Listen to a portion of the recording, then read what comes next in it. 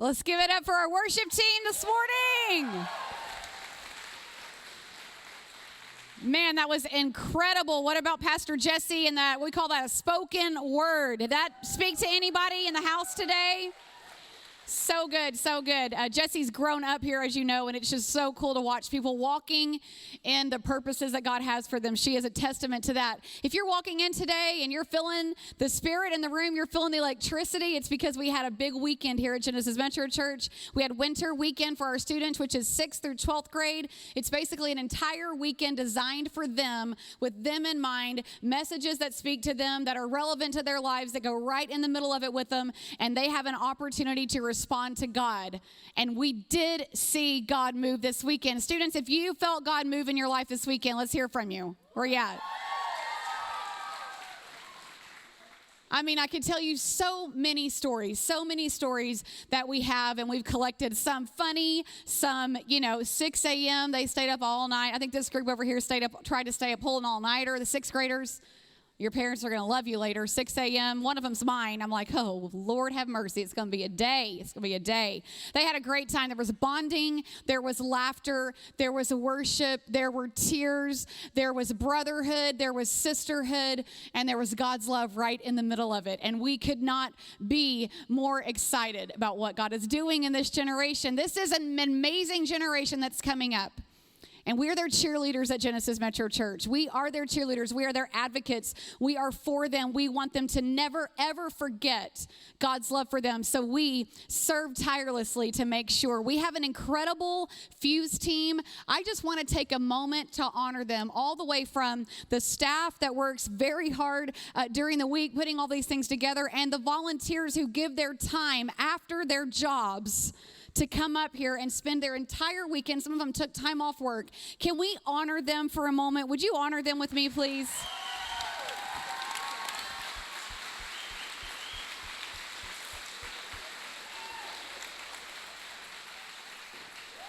We also had several houses, I don't know how many, 20, 22 houses that agreed to host kids over the weekend. That means, like, at my house, we had some of the junior boys. At first, it was supposed to be 9. It grew to like 14 or something like that. So you can imagine, this morning, it looked like a bomb went off when I went in the kitchen, wiping my eyes.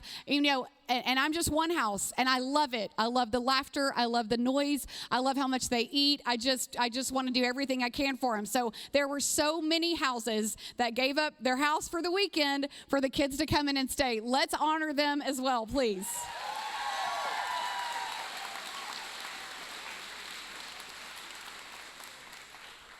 We're just thrilled to be on this journey. We're thrilled to be on this journey. From Tim and I, he's not here today. He asked me to wrap this up this weekend, and I'm so very happy to be on this stage to tell you a little bit of what God did. So I want to tell you before I start that I believe that God has a message for you today. So whether you are 18, whether you're 11, or whether you're 43, God is going to speak to you today. I believe it. So don't just think, oh, this is a throwaway Sunday. I came and Pastor Tim's not here. Dang it, I should have slept in. No, I believe that God has something for you today that you can take home. I believe he does. The first thing we started out with on Friday night, what we're going to talk about today is blind spots and breakthroughs. So if you're taking notes and you like a title, there you go, blind spots and breakthroughs. This is a little sermonette, I like to call it. It's just a little nugget. It's going to be like 10 minutes, real quick. I want to give you a recap, but I want to give you something that you can take home, something that God has crafted for you. We talked about blind spots the first night. And we really talked about this in our kind of after party after the worship was over, which was amazing in itself. God's Spirit just descended on this room, and we felt him, we saw him, we heard him move and speak, and we knew he wasn't done. So we sent the middle school out to pump it up, to jump off all their energy for a couple hours. And we had an activity for the high school that we called the Bird Box Challenge. If you've seen that movie, you know what that reference is. You're blindfolded and you're trying to find your way. We turned all the lights off. We had them break up into groups. We had them follow rope. We had this rope system set up where they had to follow the rope into the room that we wanted them to go to, and they had to go to all the different rooms and complete the course and all these things. But the grander point was that they were blindfolded and it was dark and they didn't know the plan. Anybody? we had some teenagers reacting to that system. So if you're a person that likes control, you like to know the plan, you need the details before you can agree to anything. I want to read all the fine writing. I'm not going anywhere with you until I know what you're doing. Is anybody in the room? Does that fall under anybody? Like, no, I don't do things without knowing what I'm doing. No, so no, that's a no. So we had some reacting to that. Some mad faces like, I'm not putting this blindfold on. I'm like, oh, you're putting that blindfold on. Yes, you are. And I love you. Let's go. Put it on. Then there were some that were just there for the party. They were so excited about whatever we had. They didn't need any details. Anybody, that person? They don't care. Just as long as people are there, you're happy to be in the room. We had all different kinds of reactions.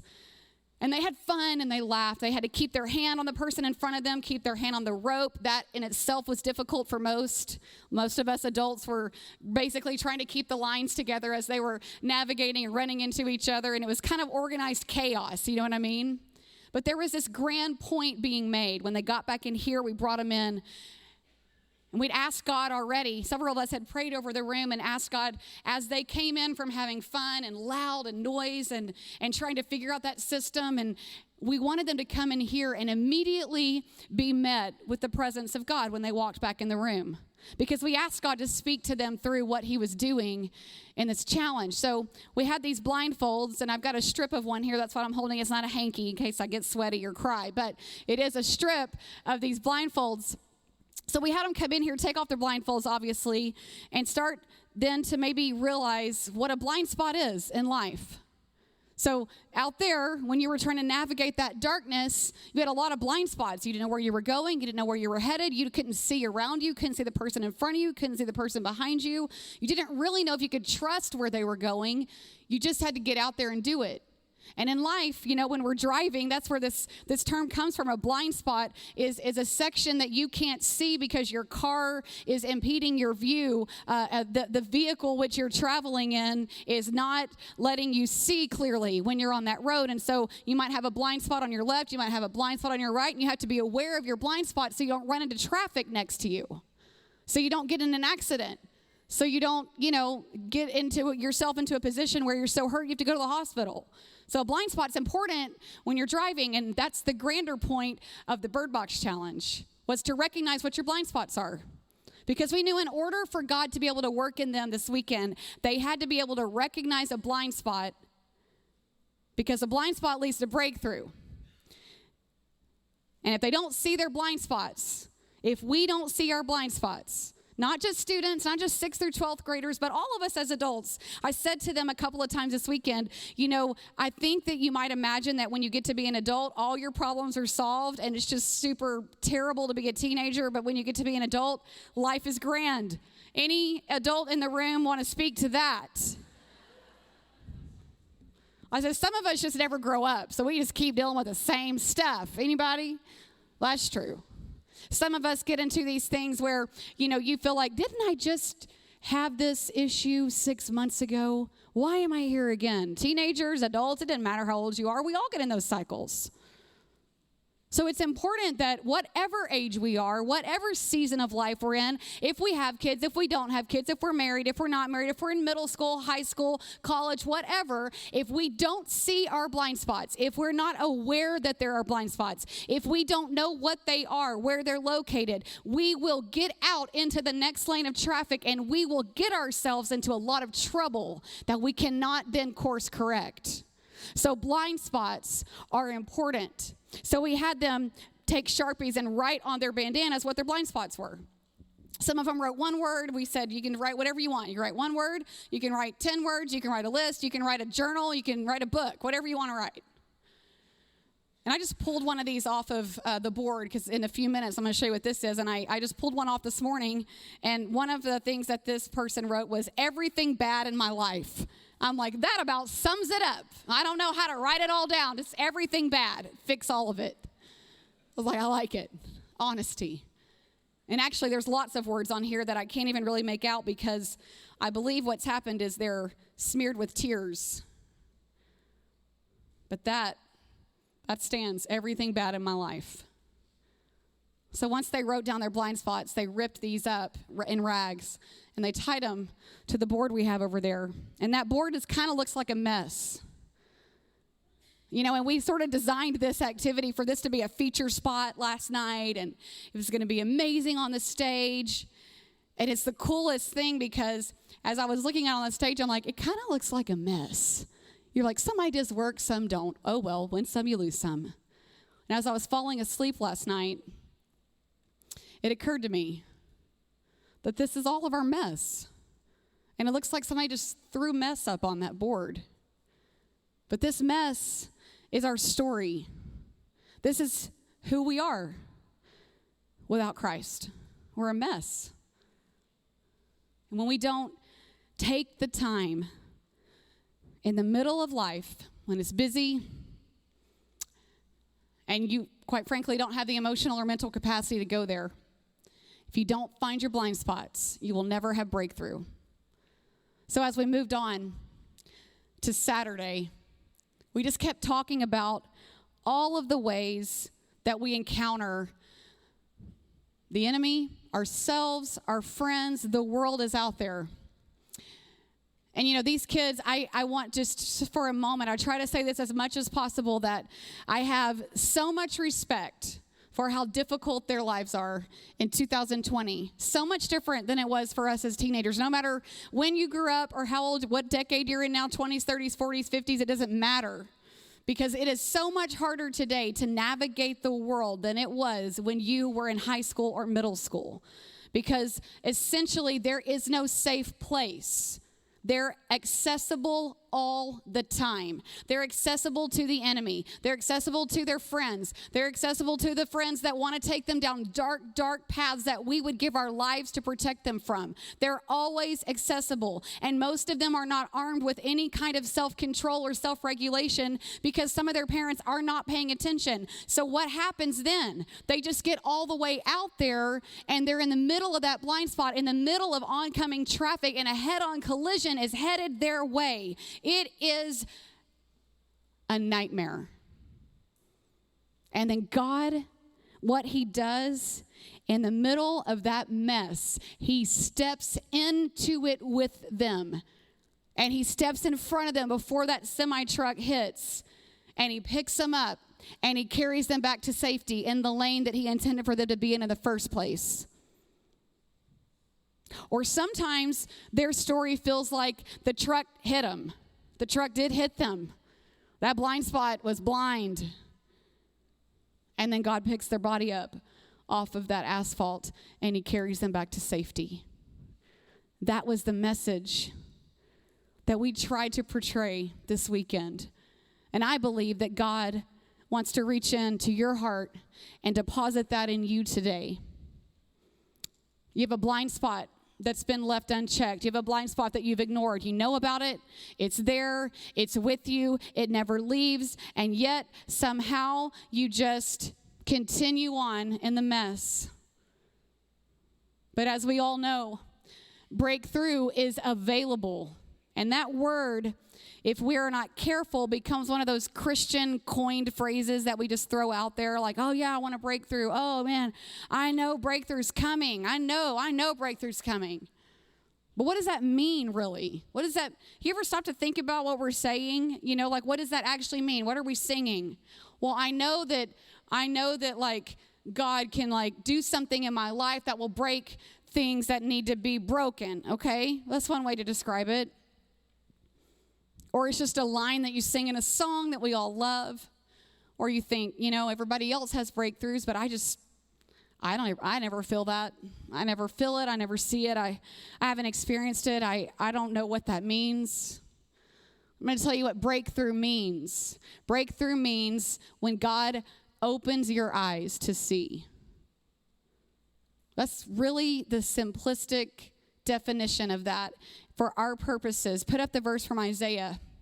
The verse from Isaiah describes this blind spot, absent from breakthrough. Like the blind, we grope along the wall, feeling our way like people without eyes.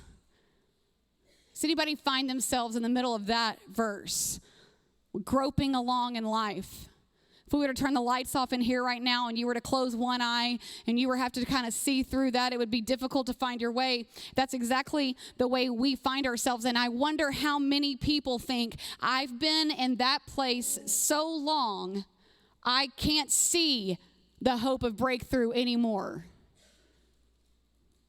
I just wonder if there's anyone who's found themselves there for so many months and years, you just have stopped believing for it. And so the depression and anxiety takes over, and you're no longer brave enough, and you're no longer strong enough, and you no longer look for it because this is your reality.